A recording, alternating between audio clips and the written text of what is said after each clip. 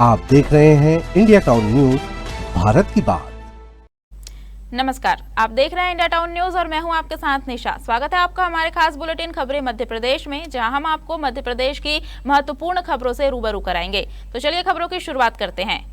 Mandsaur police ने synthetic drugs के खिलाफ चलाए जा रहे विशेष अभियान के तहत बड़ी कार्रवाई करते हुए सीतामऊ थाना क्षेत्र के ग्राम मानपुरा में संचालित एमडी ड्रग्स बनाने की फैक्ट्री का भंडाफोड़ किया है। कार्रवाई के दौरान आरोपियों ने पुलिस टीम पर फायरिंग कर दी। पुलिस ने भी आत्मरक्षा एवं आरोपियों की गिरफ्तारी के प्रयास में जवाबी फायरिंग की, लेकिन तीनों आरोपी अंधेरे का फायदा उठाकर फरार हो गए।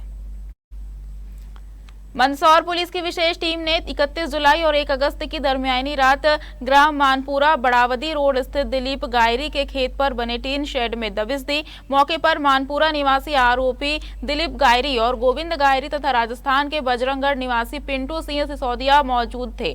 पुलिस को देखते ही आरोपियों ने फायरिंग शुरू कर दी। जवाबी कार्रवाई के बाद आरोपी मौके से फरार हो गए। तलाशी के दौरान पुलिस ने टीन शेड के से 110 ग्राम एमडी ड्रग्स, एमडी निर्माण में उपयोग होने वाली भारी मात्रा में केमिकल्स, क्रिस्टल पदार्थ, इलेक्ट्रॉनिक कांटा, गैस भट्टी, हीट गन, ड्रम मिक्सिंग उपकरण, प्लास्टिक एवं स्टील के बर्तन सहित बिना नंबर की महिंद्रा स्कॉर्पियो एन जब्त की है।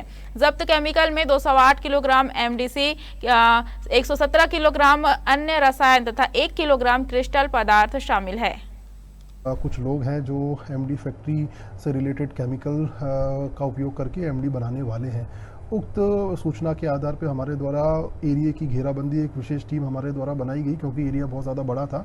थाना प्रभारी सीतामऊ, थाना प्रभारी मल्हारगढ़ और थाना प्रभारी नई आबादी, शामगढ़ इन और भानपुरा, इनके नेतृत्व में हमारे द्वारा एक विस्तृत टीम बनाई गई और पूरे एरिया की घेराबंदी की गई। तत्पश्चात जब हमको ऐसा प्रतीत हुआ कि ये लोग वहाँ पे पहुँच के एमडी बनाने वाले हैं, हमारे द्वारा जो टपरी है जो एक बना रखी थी इन्होंने सेक्लूडेड एरिया पे, वहाँ पे हमारे द्वारा दबिश दी गई। दबिश के दौरान इनके द्वारा पुलिस के ऊपर 2-3 राउंड फायर किए, जिसके मद्देनज़र हमने जो एफआईआर दर्ज की उसमें 307 की धारा भी का इजाफा भी हमने किया है। जवाब में पुलिस द्वारा भी 5-6 राउंड जवाबी कार्रवाई में फायर किए गए। तत्पश्चात ये मौके से गाड़ी लेके भागे, जिसको हमारी विभिन्न टीमों ने घेराबंदी करके पकड़ा। मध्य प्रदेश के धार जिले सरदारपुर तहसील के ग्राम नरसिंह देवला के किसान मोहन मारू ने क्षेत्र में खाद की कालाबाजारी और ऊंचे दामों पर बिक्री को लेकर प्रशासन के सामने गंभीर आरोप लगाए हैं। किसान मोहन मारू ने एसडीएम सलोनी अग्रवाल से मंगलम ट्रेडर्स की लिखित शिकायत करते हुए तत्काल कार्रवाई की मांग की है। किसान का आरोप है कि उन्हें खाद वितरण के लिए जो टोकन जारी किया गया था, उस पर खाद की बोरी की प्रिंट रेट लगभग 266 रुपए अंकित थी। इसके बावजूद विक्रेता मंगलम ट्रेडर्स द्वारा किसानों से प्रति बोरी 300 रुपए अधिक की मांग की जा रही है। पीड़ित किसान ने बताया कि खाद की किल्लत का फायदा उठाकर व्यापारी किसानों का शोषण कर रहे हैं और तय मूल्य से अधिक दाम वसूल रहे हैं। मामले की गंभीरता को देखते हुए एसडीएम सलोनी अग्रवाल ने तुरंत संज्ञान लिया। उन्होंने वरिष्ठ कृषि अधिकारी को निर्देश दिए हैं कि वे तत्काल मौके पर पहुंचकर स्थिति की जांच करें और किसानों की समस्या का निराकरण करें। श्योपुर जिले का आबकारी विभाग शराब का अवैध कारोबार करने वालों को तो संरक्षण देता है, मगर निर्दोष लोगों पर कार्रवाई करता है। ऐसा एक मामला कराल क्षेत्र से सामने आया है। यहां मुर्गे बेचने वाले दुकानदार को विभाग की टीम ने बेवजह परेशान किया है।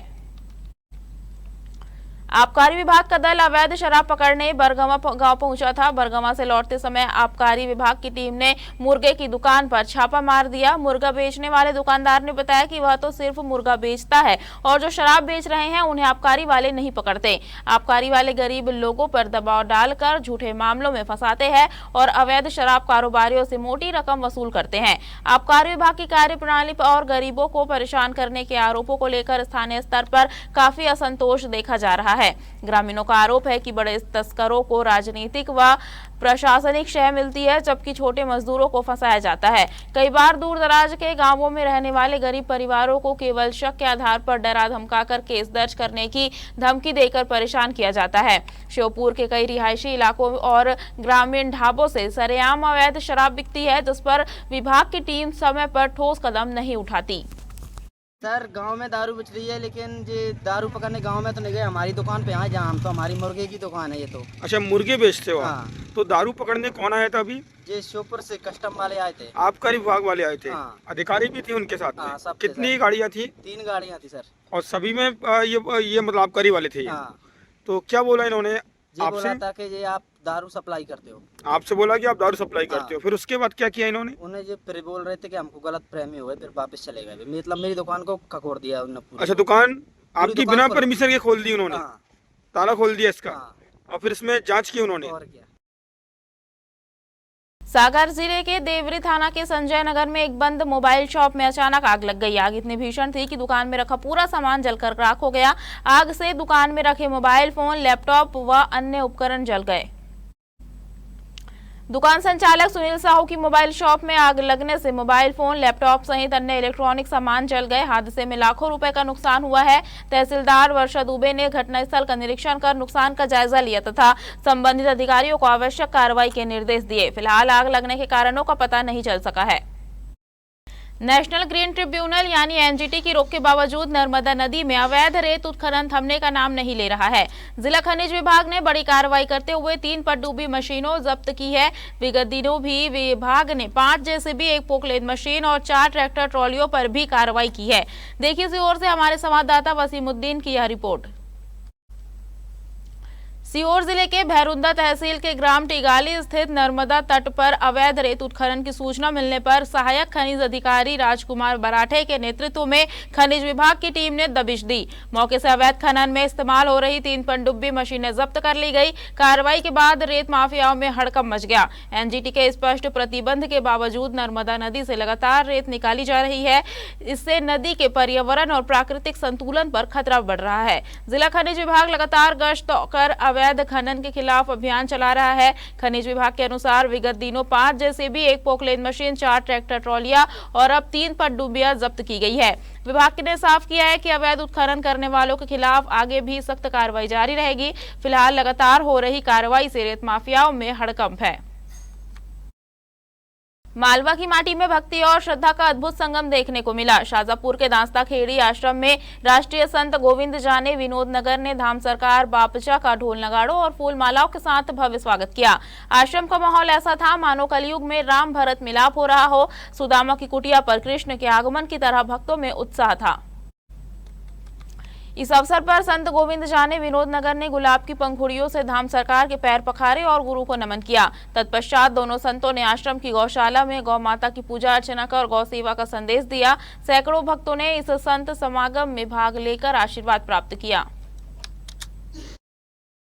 बुरहानपुर जिले के ग्राम चापोरा में गंदगी का अंबार है। बीमारियों का खतरा बढ़ गया है। पड़ोसी गांव इच्छापुर में डायरिया फैलने के बावजूद सरपंच सचिव ने कोई सबक नहीं लिया है। ग्रामीणों का जीना दूभर हो गया है। ग्राम चापोरा में चारों तरफ फैली गंदगी और अव्यवस्था से ग्रामीण परेशान है। घर के सामने ही पड़ोसी गोबर की खाद डाल रहे हैं। जगह जगह जमा कचरे और गोबर के ढेरों के कारण संक्रामक बीमारियों का खतरा तेजी से बढ़ रहा है। लेकिन ग्राम पंचायत प्रशासन पूरी तरह आंखें मूंदे बैठा है। बारिश का पानी जमा होने और गोबर की खाद सड़ने से गाँव में दुर्गंध फैल रही है। रास्तों पर जल जमाव और कीचड़ के कारण पैदल चलना भी दूभर हो गया है। मच्छर तेजी से पनप रहे हैं। घर घर में मौसमी बीमारियां, बुखार और उल्टी दस्त की शिकायतें सामने आ रही है। हाल ही में पास के गांव इच्छापुर में डायरिया फैला था, जिससे कई लोग प्रभावित हुए थे। उस घटना से सबक लेने के बजाय चापोरा में स्वच्छता को लेकर पूरी तरह लापरवाही बरती जा रही है।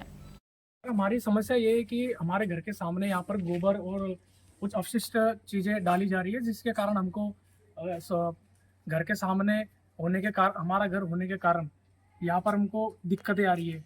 काफ़ी इसमें से स्मेल आती है। अभी तो सर बारिश का मौसम भी है, तो बारिश का मौसम होने के कारण सर यहाँ पर पानी गिरता है और पानी से ये हमारे घर के सामने आ जाता है। मैंने वहाँ देखा है और उनको सूचना की है, जिनने गंदगी की है उनको सूचना भी की है और उनको हटाने के लिए बोला भी है। उन्होंने ये बोला था कि भाई 1-2 दिन बाद हम हटा देंगे, और वो बोल रहे कि हमारी ये निजी जमीन पे डाल रहे हैं। ऐसा कोई प्रावधान नहीं किया गंदगी करने का? नहीं, ऐसा कोई प्रावधान नहीं, ये गोबर डाल रहे हैं, वो उनके पशु होगा। आजू बाजू में लोग डिस्टर्ब हो रहे हैं। हाँ, नहीं डिस्टर्ब हो रहे हैं, इसके लिए हमने उनको समझाइश दी है। अगर वो नहीं हटाए तो हम नियम अनुसार कार्रवाई करेंगे। आपने नोटिस दिया? अभी तो हमने मौखिक उनको। हमारे खास बुलेटिन खबरें मध्य प्रदेश में फिलहाल इतना ही है। मुझे दीजिए इजाजत और आप देखते रहिए इंडिया टाउन न्यूज, भारत की बात। नमस्कार। आप देख रहे हैं इंडिया टाउन न्यूज, भारत की बात।